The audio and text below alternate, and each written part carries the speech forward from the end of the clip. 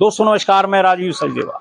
आज मैं खड़ा हूँ, रज्जीपुर स्कूल है, सूरजपुर पिंजौर जोन लगता है। स्कूल के अंदर सब कुछ आपको नजर आता होगा, बोर्ड के ऊपर एक एक चीज लिखी हुई है, इनके कोड्स ये वो सब कुछ।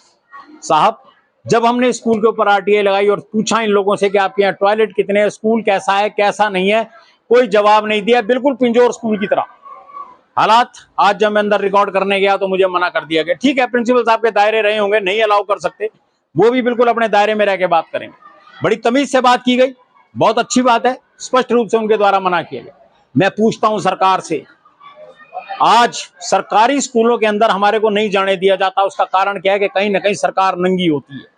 प्राइवेट स्कूल की बिल्डिंग तो नहीं गिरी, अभी कुछ दिन पहले 4 दिन पहले राजस्थान स्कूल के अंदर एक बिल्डिंग गिर गई सरकार की और कुछ बच्चे मारे गए।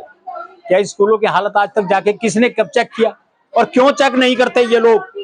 बड़ी सोचने की बात है, बहुत सोचने की बात है। सरकार हमेशा अपना हाथ ऊपर रखती है और ये कहती है कि हम स्कूल के अंदर सुविधा अच्छी दे रहे। साहब, एक एक नेता को 40-40 सिक्योरिटी गार्ड मिलते हैं, परंतु एक 30 बच्चों को एक टीचर नहीं दे सक रही सरकार। कोई सुविधा नहीं होगी क्योंकि अंदर नहीं जाने दिया। इनको डर रहता है कि अंदर जाने के बाद हमारे जैसे लोग पॉजिटिव कम और नेगेटिव ज्यादा दिखाएंगे। अगर तुम्हें डर लगता है सरकार के अंदर बैठे हुए लोगों कि तुम्हारा नेगेटिव ज्यादा दिखाया जाएगा, तो अपने आप को इन स्कूलों को पूरा करने की कोशिश करो। बीओ साहिबा, आपसे परमिशन मांगी गई, आपने नहीं दी, कारण डर लगता है। आरटीआई का जवाब आप नहीं देंगी। आपके जो बीडीओ के अंदर ऑफिस है, वो सरदार जी बैठते हैं, वो तो अपने आप को पता नहीं क्या समझते, बात करने जाओ तो खाने को पड़ते हैं वो सरदार जी। तो बड़ी शर्म की बात है, आपको जवाब देना पड़ेगा। एक एक टीचर के ऊपर हजारों बच्चे, सैकड़ों बच्चों की जिम्मेवारी जाकर तय होती है। कौन जवाब देगा इसका? बड़ी बड़ी बातें। कभी किसी प्राइवेट स्कूल की बिल्डिंग गिरती देखी है आपने? शायद नहीं। प्राइवेट स्कूल के टॉयलेट देखे आपने? क्या बात है सर, और यहां जाकर देखो आप अंदर, इसीलिए नहीं दिखाते।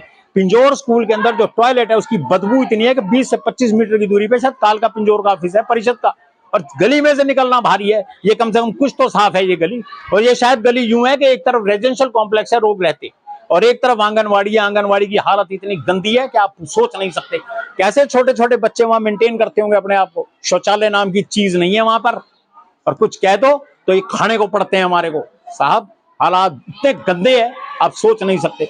मेरा निवेदन है सैनी साहब आपसे, एजुकेशन मिनिस्टर से तो खैर मैं क्या निवेदन करूंगा, पिछले कैसे थे उनको तो एप्लीकेशन भी नहीं पढ़नी आती, और ये कैसे है मैं इस बारे में ज्यादा बात नहीं करना चाहता।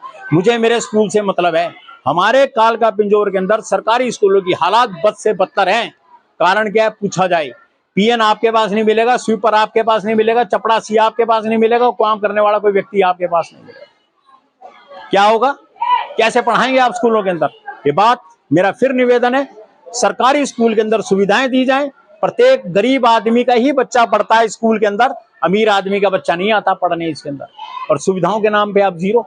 और ये सरकार पिछले 11 साल से सिर्फ प्राइवेट स्कूलों को इसलिए बढ़ावा देती है कि वहां से इनको फंड आता होगा शायद, या कुछ और चीज आता हो। हमारे शहर का एक स्कूल है, उसकी सड़क बनवाने के लिए मैं देखता हूं चेयरमैन साहब और बड़े बड़े अधिकारी, उच्च अधिकारी लगे हैं लाइनों में कि साहब इसकी सड़क बना दो।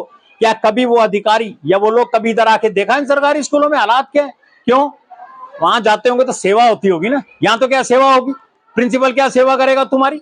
शर्म आनी चाहिए अधिकारियों तुम्हारे को, और नेताओं तुम्हारे को भी। एमएलए साहिबा, आप भी गई हैं स्कूल के अंदर, आपको भी लगा होगा कि यहाँ सड़क बननी चाहिए। क्या कभी आप इन स्कूलों में आई?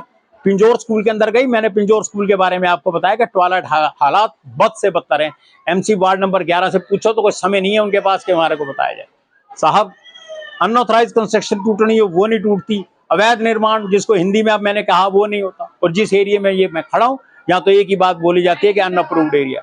साहब, ध्यान दें इस तरफ। इन स्कूलों के अंदर, मैं भी सरकारी स्कूल में पढ़ा हूं, और इन स्कूलों के अंदर से ही भविष्य निकलता है।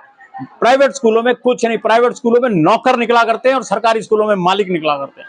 ये सरकारी स्कूल है क्योंकि उसको पता है कि मैंने कीचड़ में से क्या चीज उठानी है और कैसे कहां से क्या चीज गिरानी है। मैंने सरकारी स्कूल का बड़ा हुआ बच्चा हमेशा आगे जाता है। अभी भी देख ले सरकार, मेरा एक निवेदन है सरकार को, देखे इस तरफ सरकार। धन्यवाद।